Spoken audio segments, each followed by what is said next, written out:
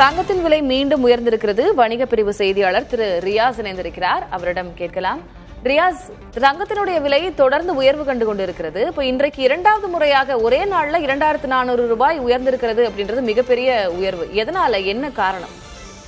திலகவதி, இது மிகப்பெரிய உயர்வு. ஏன்னா தீபாவளிக்கு பிறகு எடுத்துக்கொண்டால் தங்கம் சிறு ஏற்ற இறக்கத்தில் தான் பயணித்துக் கொண்டிருந்தது. ஆனால் கடந்த 2 தினங்களாக அது தொடர் உயர்வை கண்டு வருகிறது. இதற்கு மிக முக்கியமாக 2 காரணங்கள் சொல்லப்படுகிறது. முதலாவது, அமெரிக்க அளவில் பொருளாதார மந்தநிலை சூழல் உருவாகி இருப்பதாக நிபுணர்கள் கூறுகிறார்கள். பொதுவாக இந்த மாதிரி பொருளாதார மந்தநிலை சூழல் உருவாகும் பொழுது முதலீட்டாளர்கள் மத்தியில் ஒரு அச்சம் உருவாகும். தங்களுடைய முதலீடுகளை நாம் எதில் முதலீடு செய்வது, பங்குச்சந்தையிலா அல்லது தங்கத்திலா? இந்த மாதிரியான ஒரு பொருளாதார நிச்சயமற்ற சூழல் உருவாகும் பொழுது முதலீட்டாளர்கள் தங்கத்தை நோக்கி தான் நகருவாங்க. அதுதான் இன்னைக்கு நம்ம அதை பார்த்துட்டு இருக்கோம். பெருமளவுக்கு தங்கத்துல முதலீட குவிக்கிறதுனால தங்கத்தினுடைய தேவை அதிகரித்திருக்கு. விளைவாக அதனுடைய விலை மீண்டும் உயர தொடங்கியிருக்கு. இது முதல் காரணம். இரண்டாவது காரணம், அமெரிக்காவுடைய பொருளாதார மந்தநிலை சூழலை மாற்ற, அதாவது பொருளாதாரத்தை மேம்படுத்த அமெரிக்க மத்திய ரிசர்வ் வங்கி வரக்கூடிய டிசம்பர் மாதத்துல இன்னொரு வட்டி குறைப்பை மேற்கொள்ளும் அப்படிங்கிற எதிர்பார்ப்பும் பரவலா எழுந்திருக்கு. ஏன்னா கடந்த அக்டோபர் மாதம் தான் அமெரிக்க ரிசர்வ் வங்கி ஒரு வட்டி வீத குறைப்பை மேற்கொண்டுச்சு. பொதுவா வட்டி வீத குறைப்பை மேற்கொள்ளும் பொழுது பங்குச்சந்தையில, குறிப்பாக பங்குச்சந்தையில கடன் பத்திரங்கள் மூலமாக உங்களுக்கு பெரிய அளவுக்கு லாபம் வராது.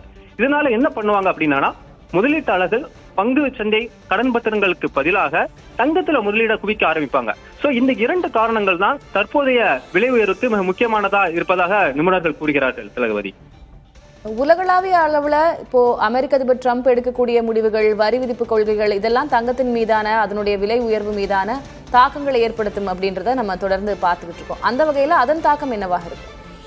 மிக முக்கியமாக நீங்கள் கடந்த ஓராண்டு, குறிப்பாக கடந்த 1.5 ஆண்டுகள் கூட எடுத்துக்கலாம். நீங்கள் ஜனவரி பிறகு எடுத்துக்கொண்டால் ட்ரம்புடைய வருகைக்கு பிறகு, ட்ரம்ப் 2வது முறை ஆட்சி அமைத்த பிறகு பெரிய அளவுக்கு உயர்வை நம்ம பார்க்க முடிஞ்சது. குறிப்பாக அவர் பல்வேறு நாடுகள் மீது வரி விதித்தார். அந்த வரி விதிப்பின் காரணமாக உலக அளவுல ஒரு வர்த்தகம் ஒரு பெரிய ஒரு முடக்கத்தை சந்திச்சது. பொதுவாக இது மாதிரியான வர்த்தக முடக்கங்கள் ஏற்படும் பொழுது அதேதான் ஒரு பொருளாதார ஒரு நிச்சயமற்ற சூழல் உருவாகும். முதலீட்டாளர்கள் தங்களுடைய முதலீட்டை சேஃப் ஹவன் சொல்லப்படக்கூடிய தங்கத்துல தான் குவிப்பாங்க. சோ அதுதான் நடந்திருக்கு. இதுல 2 விஷயங்கள் நம்ம இப்ப பார்க்க வேண்டியது இருக்கு. முதலாவது, கடந்த சில தினங்களுக்கு முன்பு அமெரிக்க அதிபர் மற்றும் சீன அதிபர் இடையில ஒரு சந்திப்பு நடைபெற்றது. அப்போது சீனா மீதான வரியை குறைக்கிறதா சொன்னாங்க. அது ஒரு பக்கம். இன்னொன்று, இந்தியா மீதான வரியை குறைப்பதற்கான வாய்ப்பு இருப்பதாகவும் ட்ரம்ப் சூசகமாக கூறி வருகிறார். இந்த 2ம் ஒரு பாசிட்டிவான சைனா தான் பார்க்கலாம். அதே மாதிரி கடந்த 40 நாட்களாக அமெரிக்க அரசு துறை முடங்கி இருந்தது. இப்போ அதுவும் முடிவுக்கு வந்திருக்கு. இது எல்லாமே தங்கத்துடைய விலையை குறைக்க செய்யும் அப்படிங்கறத எதிர்பார்ப்பு நிலவுச்சு. ஆனா அதை மீறியும் அமெரிக்காவில் காணப்படக்கூடிய ஒரு பொருளாதார மந்தநிலை மீண்டும் ஒரு அச்சுறுத்தல் தான் ஏற்படுத்தியிருக்கு பொருளாதார முதலீட்டாளர்களுக்கு. அதனாலதான் இவ்வளவு பாசிட்டிவான சைன்கள் காணப்பட்டாலும் கூட அமெரிக்காவில் காணப்படக்கூடிய மந்தநிலை காரணமாக முதலீட்டாளர்கள் மீண்டும் தங்கத்தை நோக்கி வந்துட்டு இருக்காங்க. நன்றி ரியாஸ், உங்களுடைய விவரங்களுக்கு.